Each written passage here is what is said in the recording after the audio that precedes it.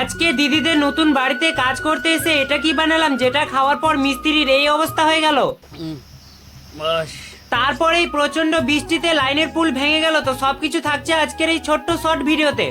তো আজকে আমরা এই গরমের মধ্যে সকাল সকাল কাজ করতে এসেছি দিদিদের নতুন বাড়িতে, আর কে কে এসেছি ভিডিওতে দেখাচ্ছি তোমাদের। তো এখন আমি কলম বোর্ডে মোবিল মারা শেষ করলাম, আর এখন আমার শরীর থেকেই মোবিল বার হচ্ছে। আমি তো আবার জানতামই না কলম বোর্ডে আবার মোবিল প্রয়োজন হয়, এই প্রথম কাজে এসে জানতে পারলাম। আর একটা ব্যাপার, এই গরমের রোদ্রে এই কলম বোর্ড গুলা যা গরম হচ্ছে না গাইস, কি বলবো। তোমরা তো এমনিতেই জানো লোহা কত তাড়াতাড়ি গরম হয়, আর কলম বোর্ড গুলো লোহারই হয়। আজকে আমাদের কলম দিতে হচ্ছে, তাই বেশিরভাগ লোহা রড এগুলোরই কাজ ছিল। এই রোদ্রের মধ্যে কাজ করতে মাথা ঘুরে আসছিল, তাই আমরা শরবত বানিয়ে খেলাম।